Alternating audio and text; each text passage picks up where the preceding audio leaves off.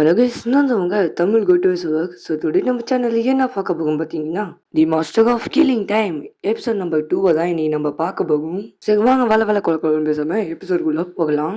எபிசோடோட ஸ்டார்டிங்ல டீச்சர் வந்து பாடத்தை நடத்திட்டு இருக்காரு. வழக்கம் போல நம்ம ஆளுக்கு படிக்க இஷ்டமே இல்லாம இதனாலே அவன் ஒரு டப்பாவை எடுக்கிறான். இது பார்க்க யோகாக்கும் புரியுது. எனக்கு வந்து தெரியும்டா நீ வழக்கம் போல இந்த மாதிரி தான் பண்ணுவேன்னு. ஏன்னா நீ எப்பவுமே இது ஒரு பொழப்பா வச்சிருக்கீல. நீ படிக்கவறியா இல்ல விளையாடுவறியான்னு யோகியோட மைண்ட் வைஸா இருக்கு.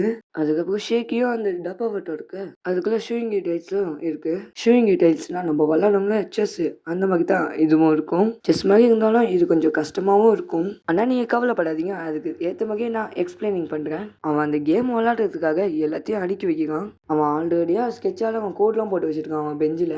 அவன் அடுக்குனதுக்கு அப்புறம் கோல்டு செண்டுகள், அதாவது கிங்கோட ரைட் ஹேண்டு, அதை எடுத்து டக்குன்னு வைக்கிறான். அதனால அங்க ஒரு சவுண்டு உருவாகுது.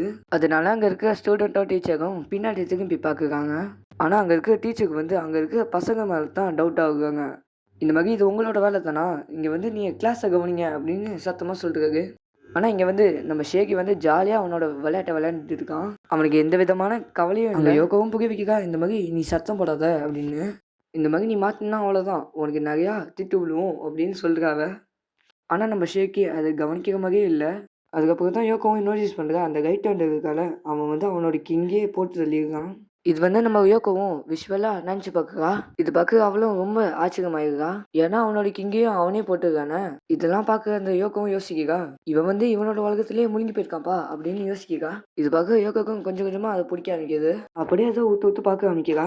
ஆனா அங்க இருக்க ஷேக்கி வந்து அவனோட ரைட் ஹேண்டு அவன் மேல கிங்கோட கிரவுன் எடுத்து போட ஆரம்பிக்கிறான்.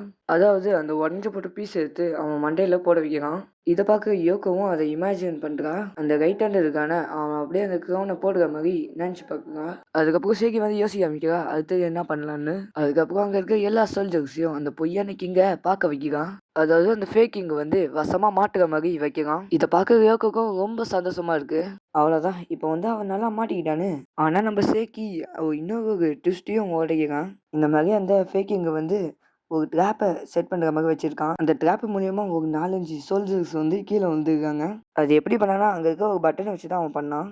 அதை பார்க்க யோகவும் ரொம்ப ஆச்சரியமாயிருக்கா. ஒரு சாதா பெஞ்சு வச்சு எப்படி இவன் இப்படி பண்ணா அப்படின்னு யோசிக்க ஆரம்பிக்கிறா. ஆனால் அங்கே இருக்க ஃபேக்கிங் வந்து ரொம்ப புத்திசாலியாகவே இருக்கான். இதை வச்சு அவன் அந்த ஃபேக்கிங் வந்து எல்லாரையும் கண்ட்ரோல் பண்ண ஆரம்பிச்சிட்டான். இதனால இங்கே இருக்க சோல்ஜர்ஸ் எல்லாம் அந்த ஃபேக்கிங்கோட பேச்சை கேட்க ஆரம்பிக்கிறாங்க. அதுக்கப்புறம் ஆப்பனண்ட் சோல்ஜர்ஸ் எல்லாம் இவனை சுற்றி போட்டுருக்காங்க. இதை பார்க்க யோகாக்கும் ரொம்பவே எக்ஸைட் ஆகுது. இப்போ வந்து இது ரொம்ப இன்ட்ரெஸ்டிங்காக இருக்கே அப்படின்னு ஷேக்கியோட மைண்ட் வாய்ஸாக இருக்கு. அதுக்கப்புறம் சுத்து போட்டோன்னா அந்த ஃபேக்கிங் இருக்கான் பார்த்தீங்களா, அவன் அப்படியே திரும்பி பார்க்காம ஓடிடுறான். இது பார்க்க யோகவும் ரொம்ப கடுப்பாகிறான். இவன் டீம் அப்படியே விட்டு போயிட்டான், இவன்லாம் ஒரு கிங்கா அப்படின்னு. இவன்லாம் கிங்கா இருக்க லைக்கே இல்லை, சண்டே போடாம எப்படி கிங்கா ஆக முடியும். அப்புறம் வெளிநாட்டு சோல்ஜரும் எல்லாரையும் நல்லாவே சுத்து போட்டுருக்காங்க. அங்க இருக்க அவங்களாலேயும் எதுவுமே பண்ண முடியாம இருக்காங்க. ஏன்னா அவங்களுக்கு எந்த விதமான லீடரும் இல்லை. ஏன்னா கைட் பண்ணாதானே இவங்களால சண்டை போட முடியும். இதனால அங்கே இருக்க நிறைய பேரும் அங்கே இறந்து போக ஆரம்பிக்கிறாங்க. அப்போ தான் திடீர்னு நம்ம ரியல் கிங்கோட என்ட்ரியும் வர ஆரம்பிக்குது. அப்போ அந்த புது கிங்கை வந்து நிறைய பேரும் அங்கே போட்டு தள்ளிடுறான். அங்கே இருக்க கிங்கு நிலமை ஏற்கனவே டேமேஜாக இருந்துச்சு. இங்கே சண்டை போட்டதுக்கப்புறம் ஃபுல்லாக டேமேஜ் ஆகி இறந்து போயிருக்காரு. இதை பார்க்க யோகோ வந்து ரொம்பவே அழுகுதா. நீங்க ஏதோ ஒரு உண்மையான கிங்கு, உங்களை நினச்சா ரொம்ப பெருமையா இருக்குன்னு யோகோ வந்து சொல்றா. அப்படி அவ சொல்லிட்டு இருக்கும்போது அந்த ஃபேக்கிங் வந்து அந்த இறந்து போன கிங்க அடின்னு அடிக்கிறான்.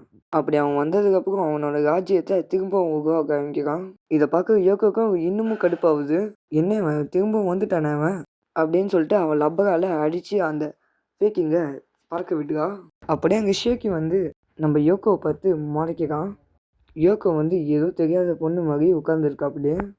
அதோட இந்த எபிசோட் வந்து முடியுது. இதோட எபிசோட் நம்பர் 2 வந்து முடியுது. எபிசோட் நம்பர் 3 வந்து நெக்ஸ்ட் வீக் கண்டிப்பாக வந்துடும். அப்படியே இந்த வீடியோ பிடிச்சிருந்துச்சுன்னா நம்ம சேனலை சப்ஸ்கிரைப் பண்ணிட்டு இந்த வீடியோவை லைக் பண்ணிடுங்க.